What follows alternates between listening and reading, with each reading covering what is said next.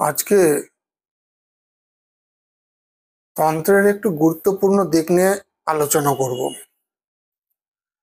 এবং ভিডিওটা খুবই ইন্টারেস্টিং হতে চলেছে। আপনারা পুরো ব্যাপারটা যদি জানতে চান তাহলে ভিডিওটা স্কিপ না করে পুরোটা দেখতে হবে। আমার 32 বছরের তন্ত্র জীবনে প্রচুর ঘটনা এমন ঘটেছে যে ঘটনাগুলো থেকে আমি তো নিজে শিক্ষা লাভ করেইছি। আপনারাও যদি সেই ঘটনাগুলো সম্বন্ধে জানতে পারেন তাহলে বুঝতে পারবেন তন্ত্রের বিভিন্ন খুঁটিনাটি দিকগুলো সম্বন্ধে। কারণ আমি আমার প্রত্যেকটা ভিডিওতেই আমি চেষ্টা করি আপনাদের কাছে তন্ত্রের খুঁটিনাটি দিকটা তুলে ধরতে। কারণ আমি একজন সাধক মানুষ, তন্ত্রটাকে খুব কাছ থেকে দেখেছি এবং 32 বছর যে আমার অভিজ্ঞতা সঞ্চয় হয়েছে, প্র্যাকটিক্যাল অভিজ্ঞতা, তা থেকে আপনাদের কাছে সেই অভিজ্ঞতার কথাগুলো তুলে ধরতে চাই। কারণ আপনারা যাতে ঘটনাগুলো অবহিত হয়ে তন্ত্রের বিভিন্ন খুঁটিনাটি সম্বন্ধে ওয়াকিবহাল থাকতে পারেন, জানতে পারেন এবং জ্ঞান অর্জন করতে পারেন, সেই জন্যই আমার প্রয়াস। বিগত 10 বছর আগে একটি মেয়ে আমার কাছে এসেছিল। মেয়েটি বিবাহিত, 26 বছর বয়স, একটি 5 বছরের মেয়েও রয়েছে। তার বাবা মার সাথে আমার একটি চেম্বারে এসেছিল। মেয়েটি একটা ভয়ঙ্কর কালা জাদুর শিকার ছিল। ভয়ঙ্কর ভাবে সেই মেয়েটির ওপর কালা জাদু প্রয়োগ করা হয়েছিল। কে করেছিল, কেন করেছিল, সব জানাবো। ওই মেয়েটির বাবা মা কমসে কম 15 থেকে 18টা জায়গায় গেছে। কোথাও ঠাকুরের ভর হয়, কোথাও অনেক বড় তান্ত্রিক নাম শুনে বিভিন্ন জায়গা থেকে খোঁজ পেয়ে গেছে, আশাতে যাতে মেয়েটা ঠিক হয়। এখন মেয়েটার ওপর কি হয়েছিল, কি কালা জাদু প্রয়োগ করেছে, আমি এখন জানাবো। মেয়েটি বিবাহের 2 বছর আগে থেকে তার ওপর এমন কালা জাদু প্রয়োগ করা হয়েছে যে মেয়েটি যখন রাত্রে ঘুমায় তখন প্রায় প্রতিদিন, বিশেষ করে অমাবস্যায়, শনি মঙ্গলবার তো আছেই, এবং অন্যান্য দিনগুলোতেও একটা ভয়ঙ্কর শক্তি এসে মেয়েটার সঙ্গে শারীরিক কার্য করে, মানে খারাপ কার্য করে। মেয়েটি বুঝতে পারে তার সঙ্গে খারাপ কার্য করা হচ্ছে, কোনো শক্তি করছে, কিন্তু তার কিছু করার থাকে না। তার হাত পা অবশ হয়ে থাকে, মুখ অবশ হয়ে থাকে। দেখতে পায় যে তার শরীর থেকে একটা একটা করে সমস্ত মানে জামা কাপড় যে আবরণ রয়েছে সেই জিনিসগুলোকে একটা একটা করে খুলে নেওয়া হচ্ছে। পাশে হয়তো বাবা মা ঘুমিয়ে রয়েছে এবং অন্যান্যরা ঘুমিয়ে পড়েছে, তাদেরকে ডাকতে চাইলেও মুখ থেকে আওয়াজ বেরোয় না। এতটাই খারাপ পরিস্থিতি। এবং কখনো ওই কার্যের সময় কেউ ঘুম থেকে উঠে মেয়েটাকে যে সাহায্য করবে সেরকম পরিস্থিতিও সৃষ্টি হয়নি। এটা বিয়ের 2 বছর আগে থেকে হচ্ছে। বিয়ে হয়েছে মেয়েটার, বাচ্চা 5 বছরের একটি মেয়ে আছে, তার সত্ত্বেও কিন্তু শ্বশুরবাড়িতে আসার পরও কন্টিনিউ হচ্ছে। মেয়েটি কখনো কখনো দেখেছে যে একটি শক্তি ঠিক অনেকটা ছোটখাটো ড্রাগনের মতো দেখতে, মুখটা লম্বা, ল্যাজ রয়েছে এবং পিঠে কাঁটা কাঁটা কাঁটা কাঁটা রয়েছে, এরকম একটা শক্তি দেয়াল ফুঁড়ে বেরিয়ে এলো, দেয়ালের ভেতর থেকে ফুঁড়ে বেরিয়ে এলো এবং তার সঙ্গে জবরদস্তি খারাপ কার্য করছে। এবং কার্য করার পর মিলিয়েও গেল। অনেক সময় দেখতে পাচ্ছে তার পাশে রয়েছে, তার পাশে শুয়ে রয়েছে, কিন্তু কিছুই করতে পারে না, হাত পা অবশ হয়ে থাকে মেয়েটার। এমন ক্ষতি করা হয়েছে এত বড় শক্তি দিয়ে। মেয়েটির বাবা মা যখন মেয়েটির কাছ থেকে জানতে পারে, বিবাহের আগেও বহু জায়গায় গেছে কিন্তু বিফল।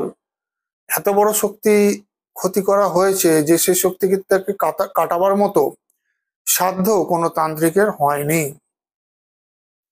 এই মত অবস্থায় মেয়েটির বাবা মা ভাবলো যে বিয়ে দিয়ে দিলে বোধহয় এই সমস্যা থেকে মুক্তি পাওয়া যাবে। মেয়েটিকে বিয়েও দিয়ে দেয়, এবং মেয়েটির একটি সন্তানও হয়। কিন্তু হলে কি হবে, বিবাহের পরবর্তীকালেও শ্বশুর বাড়িতে একই অবস্থা চলতে থাকে, একই অবস্থা চলতে থাকে। মেয়েটির পাগল হয়ে যাওয়ার মতো উপক্রম। এত ভয়ঙ্কর কালা জাদু করা হয়েছিল। এইভাবে প্রায় বিয়ের পরে 6 বছর চলে যায়। বহু জায়গায় চেষ্টা করে মেয়েটা নিজের শ্বশুর বাড়িতে, নিজের স্বামীকে তো ওই কথা বলতেও পারে না, বাবা মার কাছে কান্নাকাটি করে, মা কি করব, আমার সুইসাইড করা ছাড়া কোনো রাস্তা নেই, কি করব, তাহলে আমি জীবন শেষ করে দেওয়াই উচিত, আমি তো বাঁচতে পারছি না এই সমস্যা থেকে। এর সঙ্গে শারীরিক বিভিন্ন রকম কষ্ট, পেটের ব্যথা, শরীরে ব্যথা যন্ত্রণা, মাথার যন্ত্রণা, বিভিন্ন রকম সমস্যা শারীরিক তৈরি হয়ে গেছে মেয়েটার। এর মতো অবস্থায় কোনো রকমে জানতে পেরে, কারোর থেকে খবর পেয়ে 10 বছর আগে আমার চেম্বারে অ্যাপয়েন্টমেন্ট নিয়ে মেয়েটির বাবা মা উপস্থিত হওয়ার পর যখন সামনাসামনি মেয়েটিকে আমি দেখলাম, দেখার সাথে সাথে আমি মেয়েটিকে বললাম যে বিবাহের আগে কি কোনো ছেলের সঙ্গে প্রেমের সম্পর্ক ছিল, এবং সেটা কোনো কারণে কি নষ্ট হয়ে গেছে, এবং ছেলেটা এইরকম দেখতে, একটা বর্ণনা মোটামুটি দিলাম। এবং ছেলেটা ভালো নয় সেটাও কি জানতে পেরেছিলে, সেই জন্যই কি সরে এসেছিলে, মেয়েটাকে প্রশ্ন করলাম। মেয়েটা স্বীকার করলো যে হ্যাঁ, সম্পর্কটা ছেড়ে দিতে হয়েছে কারণ সেই ছেলেটাই ভালো ছিল না, জানতে পারার পর সরে আসতে হয়েছে। কিন্তু সেই ছেলেটাই মেয়েটার জীবনে একটা অভিশাপ তৈরি করে। একটি তান্ত্রিকের কাছে গিয়ে পয়সা খরচা করে এমন ভয়ঙ্কর কালা জাদু তার উপর নিক্ষেপ করে যে আমি তো তোকে পেলাম না, এবার দেখ তোকে তিলে তিলে কিভাবে মরতে হয় বলে তার উপর এমন শয়তান ছেড়ে দেওয়া হয় যে শয়তান মেয়েটির সঙ্গে সহবাস করতে শুরু করে, মেয়েটির জীবনটাকে নরক করে দেয়। যখন আমি পুরো ব্যাপারটাকে জানতে পারলাম এবং ওদের কাছে বললাম, ওরা তো অবাক হয়ে গেল। হয়ে যাওয়ার পর যথাযথভাবে মেয়েটির আমি চিকিৎসা করলাম, প্রোটেকশন করলাম, কবচ দিলাম, কাটান করলাম, এবং ওই শয়তানটিকে মারার ব্যবস্থা করলাম যাতে ওই শয়তানটি আর বেঁচে না থাকতে পারে এবং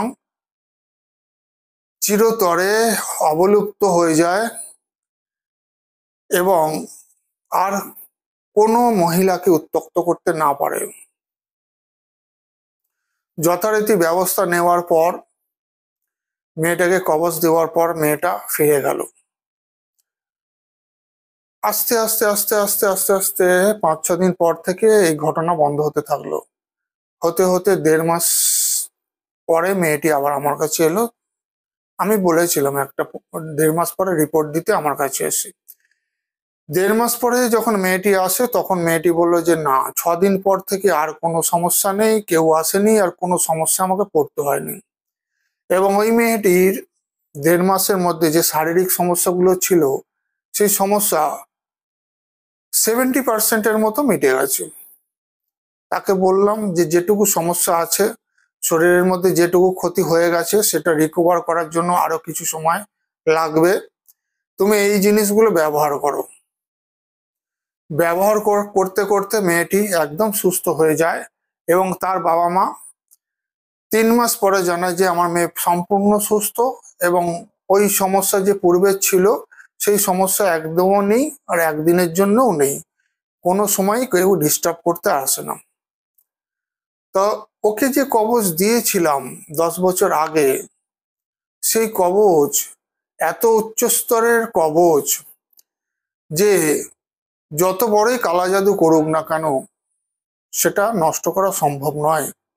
কারণ আমরা যখন কোনো মানুষকে ভালো করি, কোনো শয়তানি শক্তিকে কারোর ওপর থেকে সরিয়ে দিই, কোনো কালা জাদু ব্ল্যাক ম্যাজিকের প্রভাব থেকে কারোকে বাঁচিয়ে সেই শয়তানি শক্তিকে আমরা যখন ওই জায়গা থেকে বা মানুষটার উপর থেকে সরিয়ে দিই, তখন সেই শক্তি তান্ত্রিকের কাছে ফেরত গিয়ে রিপোর্ট দেয় যে আমাকে সরে আসতে হয়েছে।